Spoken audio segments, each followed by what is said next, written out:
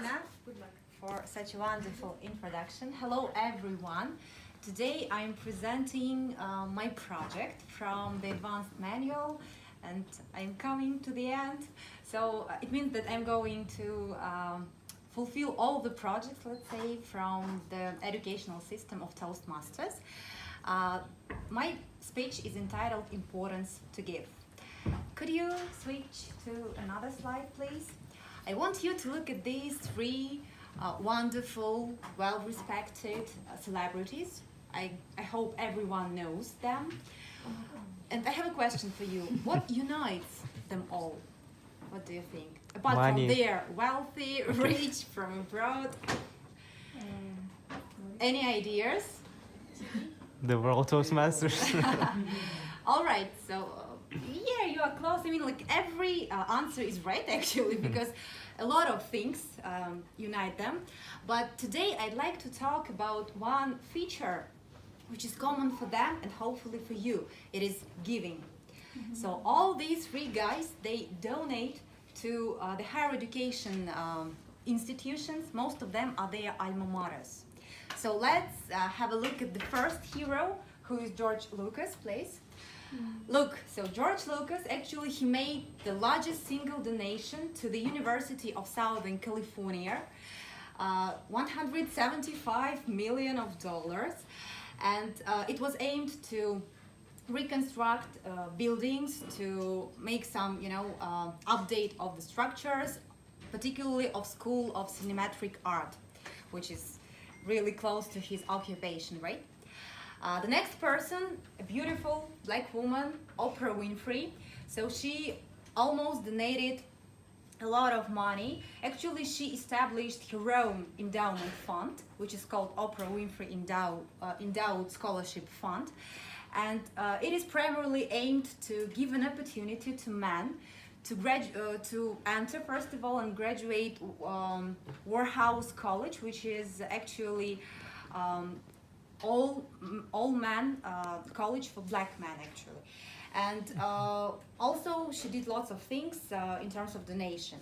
And we're coming to the third person, who is Michael Bloomberg. I hope you know them quite well. You know, he's a recordsman here because he made a really large donation, the biggest one in the American history, which is $1.8 billion. And it was made towards his alma mater, which is Johns Hopkins University.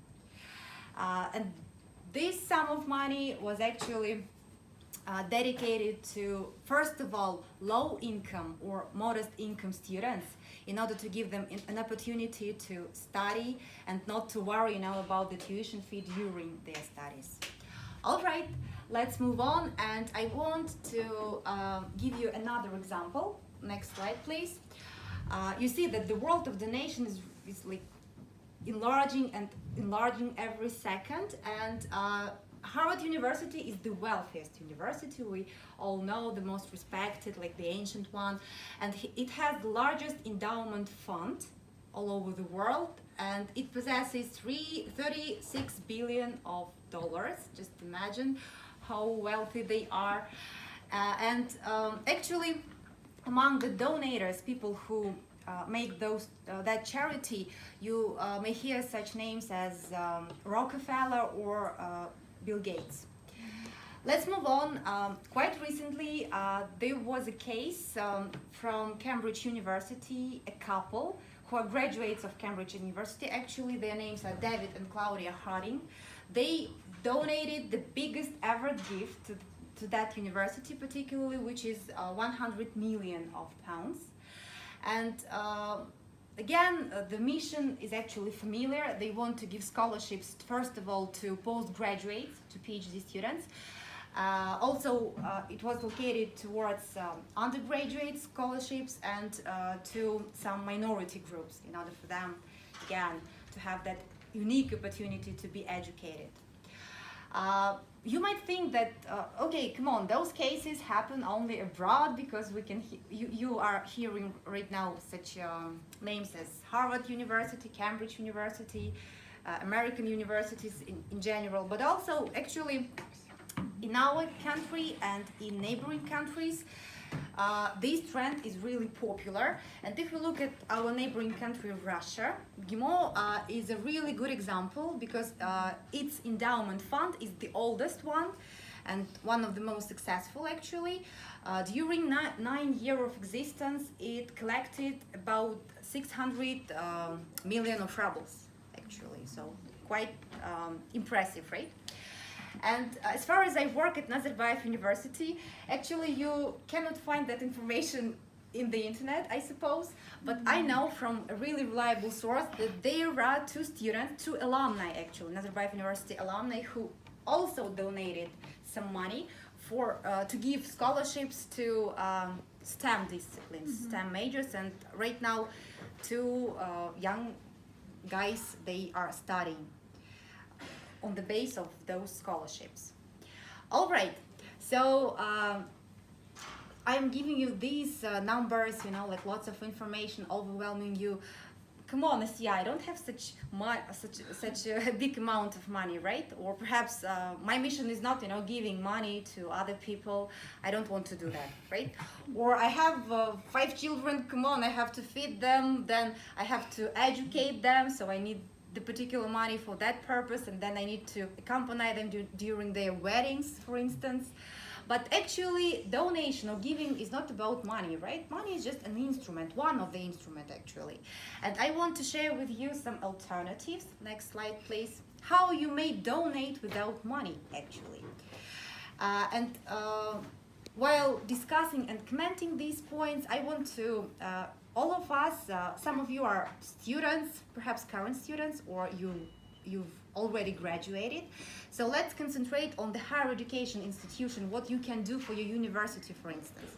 So the first alternative is donate your time. All of us have some spare time, right? And time is precious, actually priceless. And how you can donate it? Actually, you can take an active part in any volunteering activities. You know, right now a really good trend is that alumni are involved into admission events. So you may travel all over Kazakhstan, for instance, and be active to go to the regions and try to recruit talented people there. You may be involved into some really socially valuable things, such as cleaning, I don't know, your city, or some ecological activities. Why not? The next point is give your expertise for free. I'm an English teacher primarily, and I'm a manager in education field. So for instance, I can update the program of my alma mater university, right? To be involved in the program update. This is just an example. You may participate in a large-scale program such as, I think all of us know Peace Corps, right? Teach for America. This is really huge program, which is actually for free, and you just need your enthusiasm and some time. You might find like-minded people. So if you have some saved money, and just you can find someone else who has at least the same amount of money, then you add all these together and you have one scholarship, why not? And the last one is to fundraise. Find someone who has that money and who is eager to give it to you. And next slide, please. All right, and how you may train, actually, donating, giving to people. All of us are members of ADC, and this is a really good platform for donation, and it is equal to, could you click, your alma mater. So ADC might be your prospective alma mater, your current alma mater, or your future one, right? And you may donate here a lot, guys. And there are just some examples. Could you switch on? So you see, this is a really made up examples, kind of donation, because those people, we have Korlan here, Aygirim, Saulye, they did really wonderful events which had input. Do you remember that one, Toka? Yes, 2017, if I'm not mistaken. I just want to highlight, to grasp your attention to this event. This is event New Year's for kids in Sauce Village. And you know, guys, they did amazing job. And could you switch on to the next slide? And this is just my tiny piece of donation, let's say. So I was involved in all these events, okay? And just to conclude my speech, I'd like to tell you, could you switch to the next slide, that look, the field is really huge for you guys. And what I see right now in ADC, that we can't find a lot of enthusiastic people about giving your time, about giving your expertise. So thank you so much. I'm wrapping up and coming back to Dina.